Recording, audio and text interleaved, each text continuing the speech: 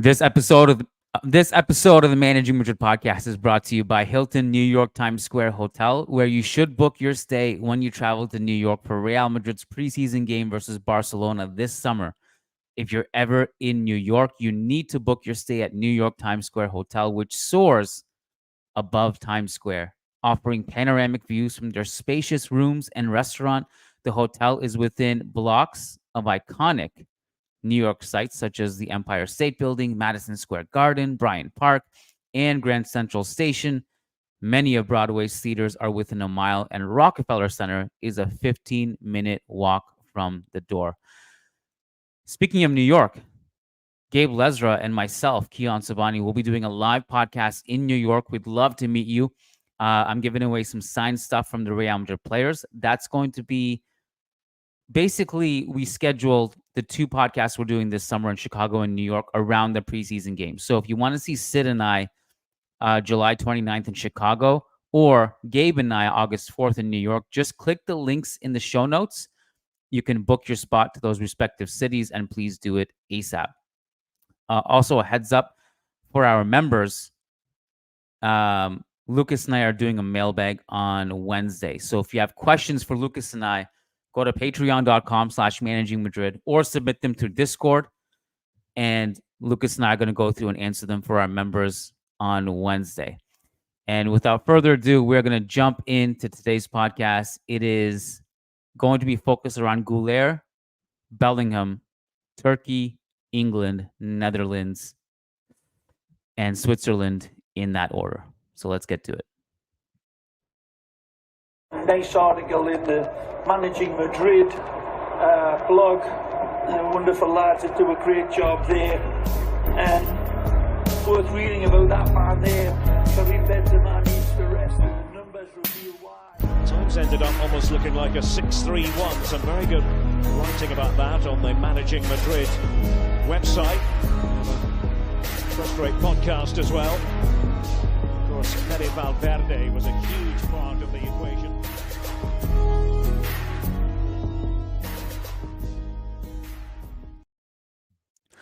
Welcome, everyone, to the Managing Madrid podcast. It is July 6th. It is some 10 minutes removed that we're recording this from Turkey losing in heartbreaking fashion. I'm not Turkish, Sid, but I am part of the Arda Güler tribe.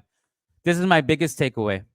I think Arda Güler has saved this tournament from just pulling my eyes out of my head and stomping on them, because it's been a bit of a boring Euros. I actually have a bit of a segment I want to save for later in the podcast, and I'm curious to get your thoughts on it. Sam Sharp is also joining us in a few minutes here.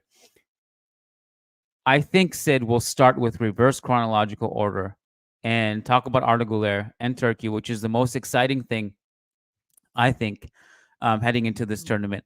Maybe I'll rephrase it, not heading into the tournament, Sid, but I think as I saw the games, as I saw every big team play numerous times, as I saw Turkey play, as I saw every team play, the one I started to get most excited for when I was looking at this slate of games, this schedule, I was like, nice, Turkey is playing tomorrow. Nice, Turkey's playing today. I started to really, really enjoy watching Turkey. They grew on me. I really, really like watching them play. And the Frances, the Englands, I love the names on the paper. I love the names on the team sheet. But I'm like, man, I know what it's going to be. It's going to be a slugfest. I know they're going to drag it out. I know they're going to grind it out. I know it's going to be conservative. And so I'm not as excited to watch it, to be quite honest with you. So I was looking forward to Turkey. And thank you, Turkey, for helping me rinse my eyes out after watching Southgate Ball and all the terrorist activity that he has basically infected this tournament with. Welcome, Sam. Welcome, Sid. Sid, thoughts on Güler? We'll start there. I mean, it was a good outcome as far as like him coming to America goes, because he got his assist, he had his good performances, and he's out before the semifinal, so he can come on the preseason tour. I guess it's kind of a win in that sense. We don't need him playing too many games with his national team, but I am a little disappointed for him in the end, in that he played a great game and Turkey had some chances there near the end to score. They didn't get gone. And it's bittersweet, but overall I'm happy for Güler. It was a great, like, he showed the world what he's made of. I think he'll have a good season. He had to like do a lot of different things for his national team, maybe more than he'll have to do for club. Like, he had to drop pretty deep at points today. So really good performance. I think he grew this tournament as a player, which is good for him. What about you, Sam? Is this a Turkey game? I Yes. only caught the end, and it was probably the best I've seen so far towards the end. Yeah, it was really entertaining, and very different to the England game, let me tell you. Very different. And they really, I mean, after the Netherlands scored their second, Turkey had a bunch of chances to actually get the equalizer, like really good chances, like not even half chances. Like they had really, really good chances. Yeah. Headers at the far post, headers at the near post, bounces and a bunch of scrambles following set pieces. If you just focus on the Güler aspect of this, I think what impressed me about him is that this is a kid who barely played this season for Real Madrid because of injury. He's coming into a new league. And I don't think it should be under discussed how difficult it is as a kid to go to a new league in a new language, a different style of football, surrounded by a bunch of established players who are well ahead of you, not only in the depth chart, but also in experience. And to come in and to please the Bernabeu crowd, he came in and every single minute he proved himself. We went over this before multiple times, so I don't want to rehash it. But then you fast forward to the Euro tournament. It's his first major international tournament of his career. He's 19 years old. In the first game, if you go all the way back, that very first game, he played that as if it was, his fifth major international tournament. The goal was the icing on the cake. Outside the goal, he was fantastic. I think he had one game where he wasn't that good. That was the third group stage game. And then last game, he was good. Today, he was everywhere. He was reading passing lanes well on defense. Touches under pressure, very neat and tidy. Finding the right outlet, showing himself, never shy to get on the ball. Ball carrying was very good. Passing was pretty good. His set pieces remain absolutely deadly, whether it's a direct free kick. I mean, that one he had in the second half, the way he lined it up as if it was like he's playing billiards. Like, it's like he's lining up the pool table. He's got it perfectly executed so that he sees where the wall is. He sees where he needs to hit the ball to drive it low and hard and curl it around the ball. And then it's saved and it hits the post. The amount of venom he got to go along with the accuracy to hit that free kick. The corners were great. He nutmegged Memphis at one point, which I think barely didn't even make the highlight package because it was just like the least impressive thing he did. Very present. So my main takeaway from this tournament is that I think Sid, he has the mentality to go with the insane skill set. You called him generational on Twitter. I don't. Part of it makes me uneasy to hype the kids this much because I think we've seen it go badly, and I think we should just stop and appreciate that he's a very, very good player with a very bright future. So I don't want to get ahead of ourselves, but I love what I see.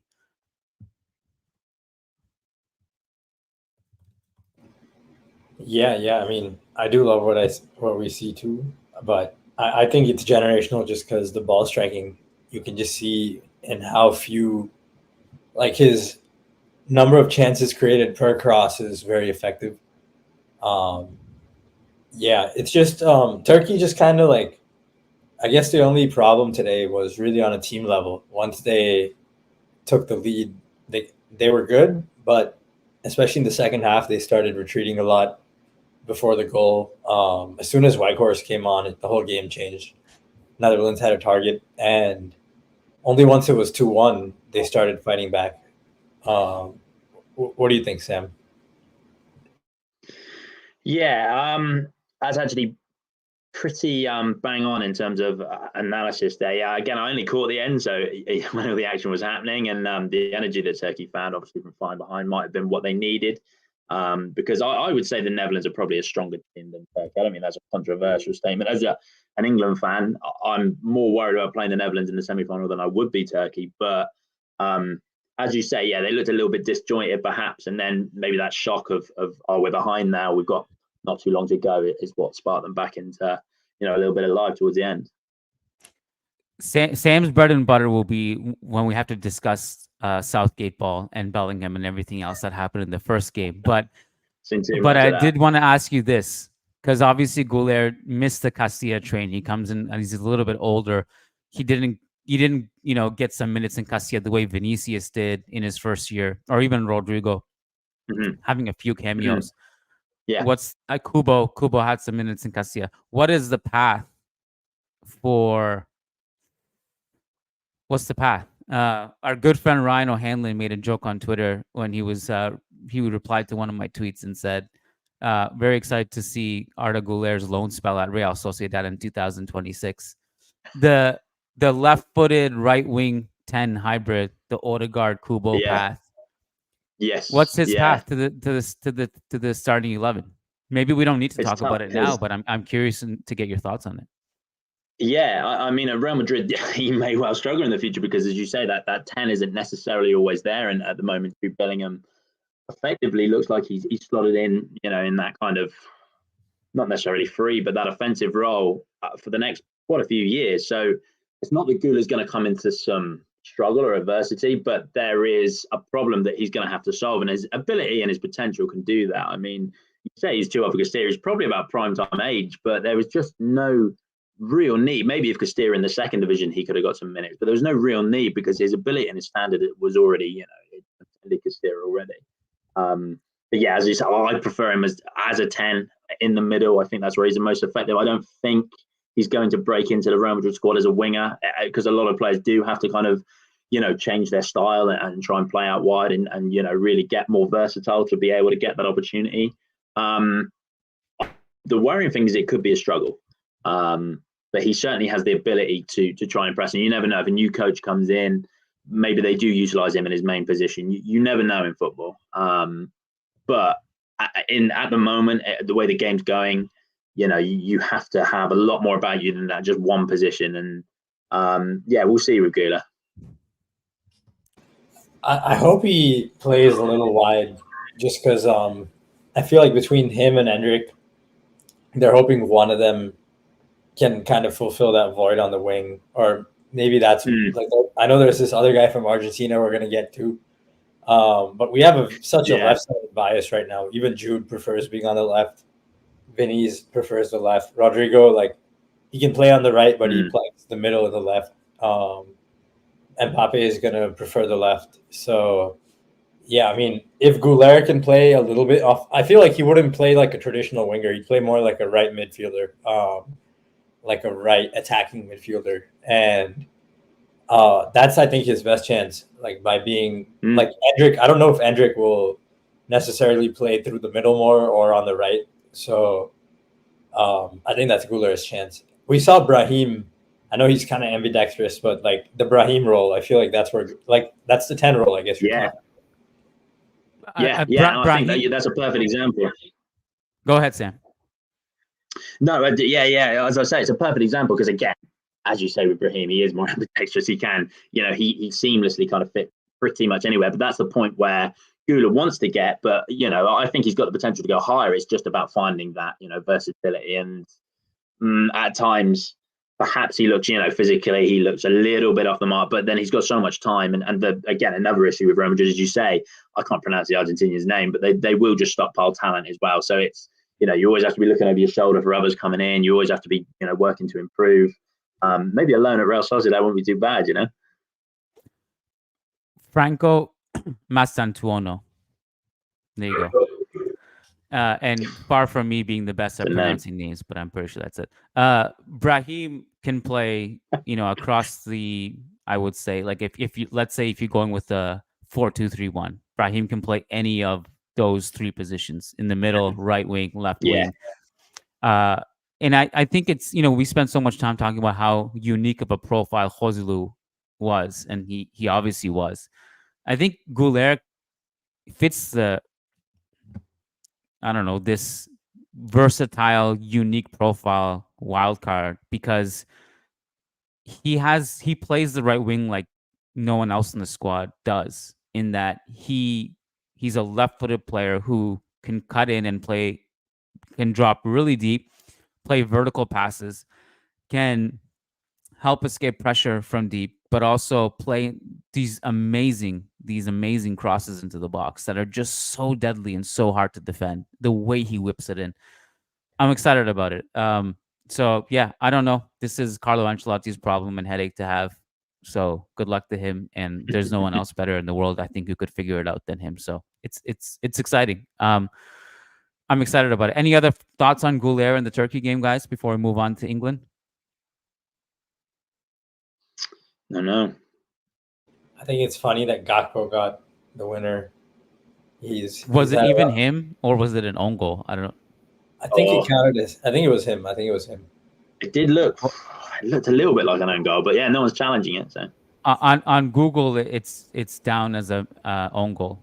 It is an own goal. Okay. Yeah, but I don't know. Like I've said that before, and then I check other websites and it's listed as not an own goal. So I don't know if that's entirely accurate. But anyway, Google has it down as an own goal. But on that note, it was really badly defended, because Mulder, he tries to shield it instead of just clearing it, and it was an avoidable goal. If I'm Turkey, I'm pretty heartbroken tonight, to be honest with you. Yeah, I understand like everybody's heartbroken, but I feel like the way they went down was pretty shitty. Yeah, the XG is like it has Netherlands at pretty low, like one-ish, and it has Turkey between 1.2 and 1.7. So that's they could have got one more. But they didn't go crazy with the creation, but they could have got one more for sure. I guess Netherlands looked like they could beat England, based on what we saw today. That was a really sad performance from England to shift gears there. That was really sad. Like the whole Bellingham, Foden, Kane just keeps wanting to drop deep. Like he doesn't I don't know. I feel like Benzema would never do something like that, where Kane waited till they were down 1-0 before he actually occupied the center backs, which was really, really bad. Phil Foden, I don't know what he's doing. He's just running around out there. Jude didn't really get on the ball too much, it feels like, until they dropped him into midfield and then they got the equalizer. But horrible. Just why don't they play? I don't get why there's no left winger. He left Rashford and Sterling at home. And he waits till they're down, to bring on any width. And it's Cole Palmer too, is the width. I don't get that too. Cole Palmer is not a wide left winger. Why not Gordon? Yeah. Yeah. What do you think? That was horrible. Well, you hit the nail on the head, really, don't you? With a few of the issues that have just been consistent throughout the whole tournament and before, but they just don't address it. So yeah, your questions of why is pretty much the entire nation of England at the moment, because it just seems like traditional stubbornness. I don't know what it is, and we've been with this every single podcast, Ricky, and they actually changed the system today. To flip back, it was like a 3-4 kind of, I suppose, 2-1. But yeah, exactly. And when they're on the ball, I was looking at it, and they still just had a back foot. The problem is with maybe it is the coaching aspect, is that I don't think players understand what their role is, because if you have a back three with Kyle Walker as a kind of right centre half, and he's still as a wing back, and it's just a mess. And you're right, because Foden will do what he wants. Effectively, he is the left winger. He's deployed as the left winger in 2-10. They're in 2-10s, but there is now no left winger because Phil Foden effectively just travels where he wants to go. So it's a mess. And at the moment, England, I think, have been pretty fortunate with their route to the semi-final, and that's been the case in other tournaments as well, where they've gone all the way to the final. And it's a really big challenge in the Netherlands in the semi-final, and I don't see a way past it, to be honest. I thought Switzerland might win today, and I know it was a draw and they got thrown penalties, but I think England actually probably maybe looked the most comfortable they've been all tournament, and it's been 5 really dry games now. But with the Netherlands, I don't see a way past that. But again, they're 1 of 4 now in the hat, and that's a decent chance. They've gone pretty far, which is commendable in ways. The bar is low, man. this was like some people were kind of excited about their performance today, which, to be fair, relative to some other performances they've had, was better. But it's one of those things Yeah. is that, like, Yeah. I think, look, they're here. They're in the semifinals, and credit to them, because it's not like the teams that they're going to face are looking that much better. The only team that actually looks pretty good still of the remaining teams is Spain. And France has individual talent, and they can win without playing well. Spain are also missing Carvajal. I think that's a pretty big deal, because to me, he's insanely underrated still. And, he's been defensively a monster for Spain. So France could get through just on that alone. I'm not sure. The Netherlands, it's not like they're going to be this juggernaut against England. They have their own issues. But I think you just watch England play and you see the names on the paper. You're like, come on, man. Look at these names. Why does it look like this? I think, Sam, you're right, because you said earlier in the podcast that we've already said all these things. So it's like the England discussion is just copy and paste from the previous discussions. What I think, just to add more things to the copy and pasted things that we've said before, what I observed today that was maybe slightly different, that, or at least I maybe wasn't even different, that I just noticed more today. The offense just kind of circulates because they don't really know what to do. So they just kind of pass it around. They had that one corner kick today, which was a short corner and ended up in Pickford's feet. And it was like, okay, what the hell was that? That was extremely uninspiring. But they just circulate, and then they wait for Saka to make that run in behind the fullback. And then they either hit him or just get in the ball, and he cooks his defender, and Saka was great today. Or two, Bellingham takes players on. And I thought Bellingham actually had a good game today. And I don't, like, my hunch is that he's probably getting grilled for whatever reason, because she thought he was pretty good today. Not great, but he wasn't the problem for sure. Like, he was trying to take players on. He was trying to make the right pass. He was very present as an outlet. To me, he was like much better than Foden. But Sid, I think, like, if you just take Foden out for one extra line breaker, and I know it's not like the bench is filled with line breakers, but I actually thought Palmer actually made a positive difference off the bench. Like, he was trying to take players on. They just need more players who will just have the balls to actually go out and take players on. Because right now it's only Saka and Bellingham, and I'm very confused about Harry Kane's role. Someone explain Harry Kane's role to me. I get it. He's a link-up striker. He doesn't have to live in the box. He's kind of like that Karim Benzema type player, but he's not in the box. Like, Saka will cut through and cut the ball back. And where's Kane? Where is he? He's just basically trying to mimic the Foden and Bellingham runs. I don't get it. I'm very confused about how this has worked. It's a miracle they're this far. Their defense has a lot to do with it. Yeah, I mean, with Kane, it's I think it might be an ego thing, because perhaps maybe the coaching team should look at it. And if you are going to start, he's the captain. He is one of the better players there, maybe one of the best strikers in the world, in the right system. But maybe just pair him with someone. I mean, Ollie Watkins is on the bench, Ivan Toney's on the bench, and both of them are such a bright spark, and I think would work with Kane well, especially if he was just dropping deep to try and dictate the tempo for some reason, which again should be nowhere near his role. But yeah. They just don't look at that. And you're right, Cole Palmer, I think he's looked bright every single time he's come on. And I think, especially here in England, everybody's screaming for him starting games, because he's probably one of the most dangerous players in the squad. He certainly plays like he is when he gets that chance. And you can just, I think it'd be more disciplined than Foden if you stick him out wide. All of a sudden he gives, a very different dynamic to this England team, because there is a structure. There's more of a structure just by him being on the pitch. Naturally, because otherwise Saka is so easy to just double up on Saka, who played well today again. But if he's the only outlet, and for some reason we're overloading on the right hand side because it's a system failure, it's a structure failure, it's not just a tactic. But if he literally is the only outlet, then it becomes easy to defend. Other teams don't have to work that hard to stop us, because again, Kane's not in the box making those runs. Perhaps Jude is, but if Saka touches his man, as you say, there's not much to do to snuff out any danger. I mean, if Kane, Jude, and Foden all crash the box together, that would work pretty well. But they're not doing that. And yeah, I mean, it looked a lot better when Luke Shaw was overlapping instead of Trippier. Trippier at left back also just felt like a stupid decision.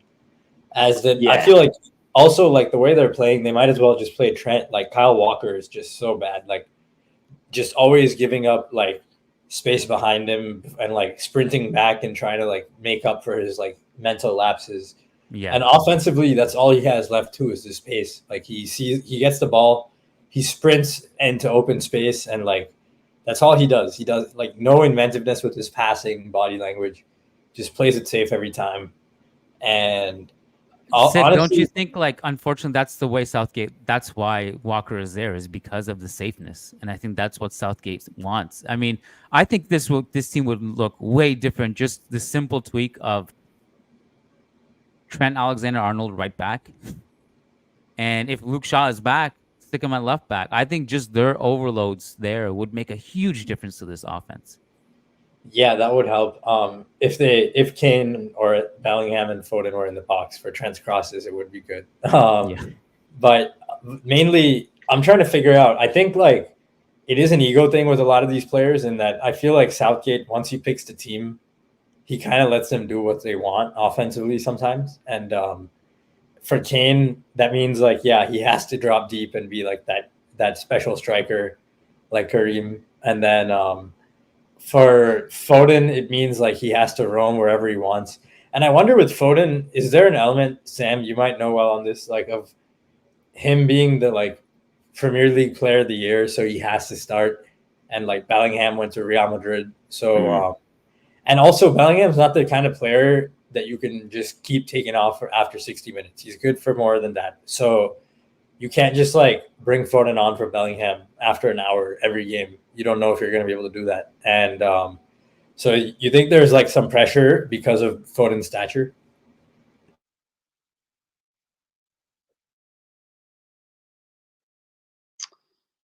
I think as you say, ego plays a massive part in it, and it is tough to then bench a player. Obviously, there's two tens in play here, quote unquote. So that becomes difficult, especially from a coach's point of view, because you probably don't want to bench Foden. It's a really tough one. Again, I'm glad I'm not England manager in that sense, but in time where you can fix things, that he just doesn't really seem to address it. And again, it is a matter of having the balls. As you said earlier, Cole Palmer has the balls to take people on. I think that the coaching team need to emulate that kind of nerve and take those risks and just play the players that look like they're going to tactically do what you want them to do. Because as you say, when Kane is dropping back because he wants to be that star man, when Phil Foden is trying to weave his way in and out of trouble because he wants to be that star man, your system is just going to fail straight away. It's not going to work with those kind of characteristics at play. So. Yeah, again, the ballsy decision could just be benching these superstars if it's not working, or at least going in at them at halftime and saying you have to stand out wide. That's where you're deployed. We need you out there. But at the moment, you're right. When they play, he just seems to give them complete and utter freedom, and it just becomes a kind of circulation game because nobody knows what they're doing in the system. Nobody knows their job. Nobody really wants to do their job if they do what it is. It's just a bit of a mess, and I think Ken's right. Maybe they are lucky to be this far, and again, the draw's been kind to them. But it's not going to be something they fix in this short space of time before the semi-finals and then the final if they were to make it. I mean, just to be clear, I don't think it's luck. I don't like to call anybody lucky. I think if you get this far, you're this far for a reason. I think the reason why there is uproar over England is because everyone feels that they should be way better than they are. Their defense has held up, and they have great individual players. And I don't think the Netherlands is going to be this 4 seconds that will stand in their way necessarily. And once you get to the final in another one-off game, who knows? They can maybe win the whole thing, and Southgate has bought himself 2, 4, 8, 10 more years. I don't know, but I think the frustration is like I feel like everyone feels like it should be better, right? But observations from the penalty shootout, all of England's players were ice cold. Tony, I've never seen a penalty like that where he just barely has it run up and just stares at the goalkeeper and finishes it that way. And Akanji's penalty was terrible. One of the worst things I've ever seen. Akanji played a good game. And he was gutted about it. Yeah, he did. He did. Switzerland played a good game. Again, they weren't. I thought they would be better, especially after watching against Italy.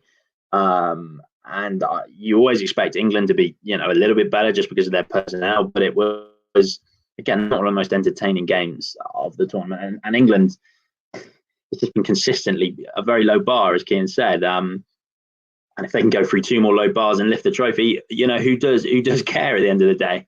But you do think if they had an exciting coach or anyone else that was fresh and new into it, then it could have been a lot easier for England to get to this stage. A lot easier. It could have looked a lot better, and really they could have been up there with the favourites. But I still, there's always this kind of chip on the shoulder where you think they're going to struggle through this game if they get through at all. Yeah, I wish Sam Allardyce or like Sean Dyche, one of those, they would look that even they would do better. Like they would look better than this. Yeah, this is just... in terms of style, I don't know about entertainment. If they bring the X Factor to it, it's funny names you mentioned there. But yeah, exactly. Anyone fresh into the job can just have an impact. Sam Allardyce is a very funny candidate football with that. If he didn't get into that betting scandal or whatever, imagine we'd be seeing some beautiful football. He would have been there. He would have been there. That's right. This question of style, I think, leads us into the final discussion on the podcast, which is, I understand that there are going to be a lot of teams who want to play more conservative and safe football, not press too high, go into a mid block, have safe conservative possession, and they feel like that puts them in the best position to win the most games, grind it out, and get far in a tournament. But it's been really hard to watch, I think. And it's not like if this happens every tournament. I thought the World Cup in 2022 was quite entertaining mid-season. I don't think this has been anywhere close to the World Cup in terms of entertainment value. This is what I'm getting to. I think the problem in part is that there are too many games, and it's becoming, I don't know what the right word is, but at some point when you just wake up every day, there's like 2 to 4 or 5 games to choose from, whether it's league, whether it's cup, whether it's international, whether it's Champions League. And a lot of them, like, it's not living up to the hype. I think the players are getting a little bit tired. I think I would just rather have less games and better games rather than just congest the schedule and throw everything into the pile and just hope it's just entertainment constantly. It's not. It's really not. And I think if you're like a first-time football watcher or a casual in this tournament, you're probably checked out in a lot of these games. But if it's your job, you can't be checked out. Or if you're supporting one of these nations, no matter how boring it is, you're going to be invested. I mean, so there's that. But I don't know. I just feel like, and I don't really have a solution other than less games, which is an impossible dream because it's unfixable. There's too many hands in the pot. There's FIFA, there's UEFA, there's every single league, there's the federations of the leagues. It's just so many different. Like this summer, you got AEG Worldwide, which is the company that organizes the preseason friendlies and the Soccer Champions Tour. And you got the FIFA Club World Cup. And I don't know. I just feel like I can't believe I'm saying this, but I'm really excited. I don't think we have any games tomorrow. I'm like, great. I think I need a break from all this. Yeah, I mean, you can go ahead, Sam. You can go ahead.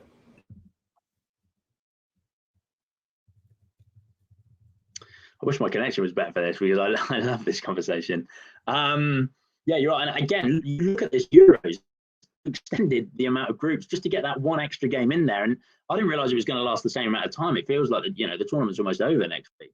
I just don't understand why they have to go for more. And sport has been so commercialized in recent years, and football's at the pinnacle of that because it makes the most money. You're right. I think it's impossible to revert and go back. And I think the best example I've got is kind of the Pedri example from he played like 70 games in one season. He's never really looked the same since. And you think he didn't get that much holiday and he just jumped straight back in probably the next year. And it just keeps going. And I think about players like Modric, they just don't get that rest anymore. There's no rest, there's no recuperation. And you think if you're legless at this stage, you've got preseason training for your club after a couple of weeks holiday. It is relentless. And then more and more games, you're right, because of whatnot. They have to travel out to Saudi Arabia for the Spanish Super Cup. They've got to do absolutely all sorts, for preseason tours. It is tough on them. And I don't think it changes. And I think you're right. I think it does have an effect on the overall product because, tired players means that quality is going to drop just ever so slightly. You know what I mean? Those last 10 minutes are going to be slightly slower and slightly more fatigued. And those big game players don't really mind because the money is always going to be there. That interest in football is always going to be there because it's such a big sport. It's a great conversation to have, but I don't think it changes. I'm with you on that one. Yeah, I mean, that's why Real Madrid stockpiling so much talent is good sometimes, especially going into next season. We don't know how hard it's going to be. Looks like we'll play the Club World Cup, and we're going to need all these players. But that's extended, hasn't it? There's more teams than that. Yeah, and it's in the summer, so it's going to have more teams. Oh, really? And so there's going to be no more breaks once that's set in fully, and so I don't even know how that's going to work. With that one said we have to secretly be okay with because it's in the U.S. and we can just go to every game. Oh, really? Love it. Yeah. Forgot. But yeah, the other thing is the Euros usually are pretty bad. I feel like if not the World Cups, but the Euros, I feel like 2016 when Portugal won, that was a horrible Euros. I feel like you could go back to that Euros and you could copy paste all the same conversations we're having now. Yeah, I don't remember 2021. Euro 2000 was the goated tournament. Euro 2000. This is the thing. I don't want to be nostalgic about it, but the 2004, 2008, I remember absolutely adoring the Euros. And even 2012, I think was I remember it being pretty iconic. But then, after that, maybe that there's a number of factors, but I think the congested fixture list is certainly one of them, and the commercialization of football. And everyone just copies Pep now. And so they all play the same way. I'm just kidding. But no, a lot of the teams do play the same way. You're right. They do. They go for the same. And again, it's more reserved now in that football because if you concede with 10 minutes to go, you're probably done for. That could be you. You really have to push out. You have to go outside your comfort zone. So yeah, the conservative style of most teams, it's not necessarily a Pep, whatever, but it certainly affects the entertainment perspective, the supporters perspective of things. It really is a great conversation. I don't want to be nostalgic. I do remember all those noughties tournaments thinking they were brilliant. I adored them. It's getting to the point where it's reflecting badly on Europe, as a society almost. Yeah. I'm just messing around, but that's how people are talking about it, to be honest. What's going on? I wish there was a way to incentivize teams to come out and attack. And I don't know what that incentive is. I really don't. You'd have to really think about it. But that extra time, England had zero interest in winning that. They were like, we're good. Most of the teams that have gone to penalties have been the same. They just have no, and it's going to go straight to penalties. And they want to take that bet from 12 yards because the energy it takes in extra time is just not worth it for them at the moment.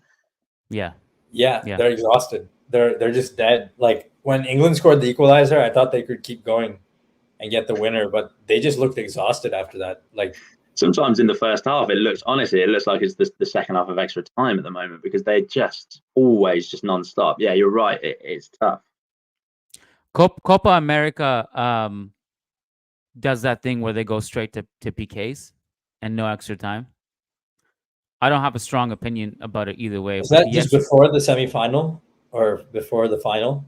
I think the final, they still go to extra time, but the other I don't know. You don't mind it? You hate it or you don't like it? Or I don't know. I don't really have a strong preference either way because maybe that's a solution. Maybe it's not. It's just something that they do. But the Euro extra times have all been pretty bad.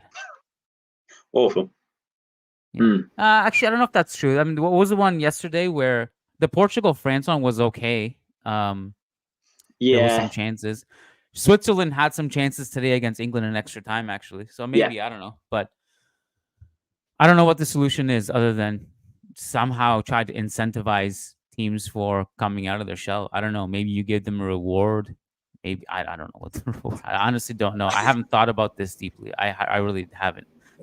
What more can you give them? But I mean, who do you guys think is going to win? Who's going through Brazil versus Uruguay, which is in like 3 hours from now, 3 hours and 15 minutes from now? Who's going through? I think it's Uruguay's collective pressing and offensive surge versus Brazil's individual talent. So whatever happens. I think that'll be more fun than whatever we saw today. Yeah. Darwin largely irrelevant in the grand scheme of things because no one's going to stop Canada now. Hey, I would love to see Canada beat Argentina, man, and end that Messi run. That would be great. That's going to be tough to do for obvious reasons. Just beat up Messi, like punch Messi. All right. We have a couple. You tell the Canada team to go beat up Messi. That's not in our nature. We're too polite for that.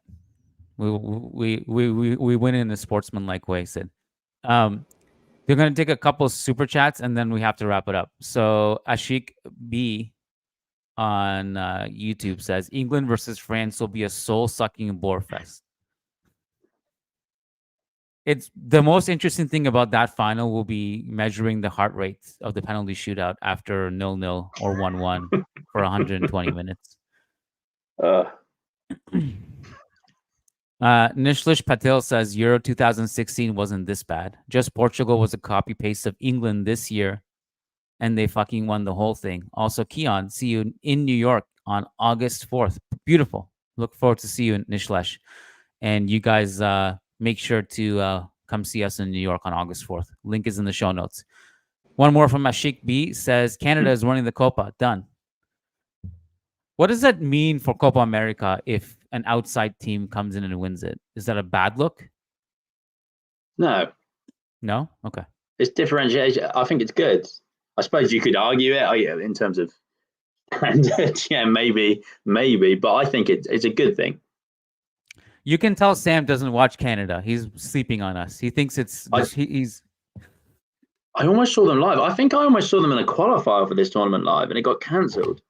That's right. No, I just remembered that you told me when I saw you in Madrid a couple months ago that you went to see that game in, where was it? It was in Jamaica. And right. Just because I was on a holiday in Jamaica and it was a disaster. I'm not going to tell that story, but my gosh. Too much rain, right? Is that what it was? It was like a hurricane or something ridiculous. And Alphonso Davies and all the players, they were just cooped up in the dugout. It was just really weird. Didn't play in the end. The game didn't happen? I think it happened the next day, but we had already paid a fair few hundred just to get there. I was going the next day at 9 or 10 a.m. The greatest strength that Canada has is that like we're so desensitized to bad weather that like if you put us in a game against a good team and it's a snowstorm, we're definitely winning that game. Like there was that game in the qualifiers before the World Cup where Mexico came to, I think the game was in Toronto at BMO Field, and it was literally snow everywhere. And we just played them off the park. And then one of our celebrations, we literally jumped into the snow I was a bunch of snow in the corner by the corner flag. And then we just waved bye-bye to the Mexicans after the game. Like, see you later. Go back to Mexico. Like if you put us in a snowstorm against anyone, we're coming out on top for sure. Oh, wow. Yeah. Well, I hope Canada beat Argentina. And, who do you guys have reaching the Euros finals from here? I think I'm going to go England-France final. France are going to beat Spain, and I'm going to be happy when Rodri goes out. And then, on the other end, I think England beat Netherlands one way or the other. In the final, I don't know who wins. It would England-France, it might be boring, but the last time they played, it was kind of entertaining. England played one of their better games, even though they'd lost. Which again it's just funny. Like when they're down, they play really well, but if it's even or they're up, they just don't do anything. And I think that would be a good game. But yeah, I'm going with an England-France final. I'm not going to pick a winner because I think it could go either way. What? Who would you want to win? Honestly, because Bellingham's on England, I don't care as much. Like normally, I want France to win. But normally, I want France to win. But with Bellingham on Real Madrid now and England, I don't. I think either way, it's fine. I mean, it would be cool to see France like win and continue their just like overall era of dominance. But I wouldn't be complaining if Bellingham wins. It'd be good for Bellingham's Ballon d'Or hopes if he wins. Oh, so, yeah, like, absolutely. So yeah, a good Bellingham like winner would be good. That's the way I think about it. What's the best for our agenda reasons? Like, I think the best for agenda is if Jude wins it and like scores the winning goal in the final. That's the best for Real Madrid agenda. I think France is obviously up there too. Mbappe is catching a lot of heat because of his performances with the mask, which I'm much more forgiving on than Lucas, and I'm gonna say that to Lucas's face on the podcast on Wednesday. Lucas is just having a field day on Twitter. Mbappe slander. I know. I don't know why he's slandering Mbappe. He's gonna get slandered so hard for this in the future. He's already been slandered for this, like right now. Who, Lucas? Yeah, because people will forget. People will forget. All he has, Lucas can come up with a great take the next day, and people will forget that he had that take. It's okay. He knows what he's doing. But I think so. According to the odds, Spain are the favorites, then England, then France, then Netherlands. I hate Spain, man. Somebody stop them. I cannot believe people think they're going to beat the Netherlands. I can't see England getting past them. It's the hardest challenge so far, and they just why? What did you see? What have you seen from the Netherlands that has impressed? Not much. You, it's snapshots. But I did see both goals, and that just a kind of attacking prowess where they link up a lot better than England do, and it's a very different kind of challenge that is posing England, and they've faced the whole tournament. I can't see it, to be honest. And again, we're talking like it's not just going to be 0-0, 1-0s, or maybe a team, probably penalties. Like it's going to be close. I don't think it's a whirlwind for any team, but this could be a challenge too far. And I think it's just been coming for England, where they're gradually playing better teams. They're not really improving. And when a genuinely, a contender for the trophy comes along, I think that could be bad news. Yeah, that's where I just don't think Netherlands are a true contender, but we'll find out. But Spain is the last hope for humanity now. That super chat. I mean, in terms of how well they play, yes, but like Rodri is like evil, so no. Rodri is literally evil, so I can't support Spain no matter how well they play. Well, this next super chat, Nishlish Patel says Rodri will go out in extra time match and maintain his magical bullshit unbeaten streak. Is he still unbeaten? No, he lost to Man United 2-1 anyways. But did they count it? Did they not come up with an excuse to say he's still unbeaten? No, they didn't. Oh, okay. It's over. It's over. That game ended it. That's why it was such a welcome surprise. To be fair, Spain, out of the 4 teams left, they're the team that I've enjoyed watching the most.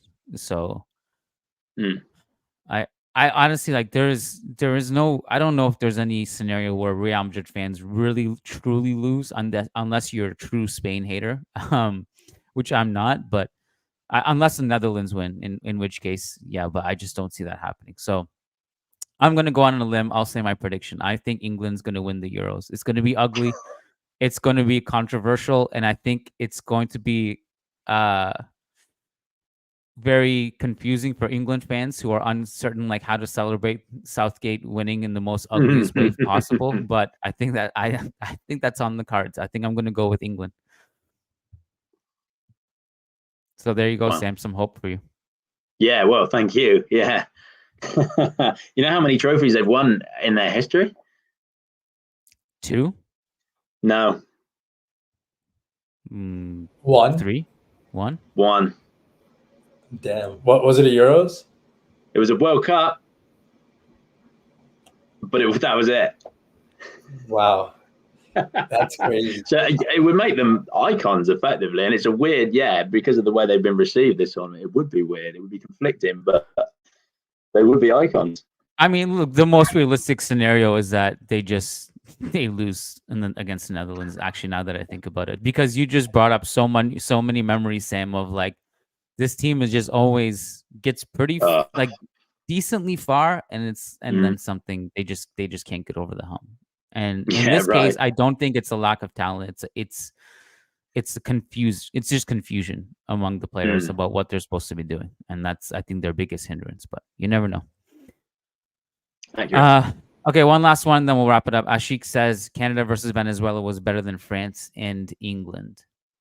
Yeah, Canada and Venezuela was actually pretty. I mean, it's not. I don't know how to measure it quality wise, but certainly it was classic Copa America game. It was like just a lot of blood, a lot of bones breaking, and a lot of stoppages. And in that sense, it definitely was more eventful. That's for sure. All right, guys. Thank you. Please go read Sam's post-game piece after the England game. And also, if you go on Managing Madrid, you'll have a ton of content, whether it's unique analysis, whether it's news.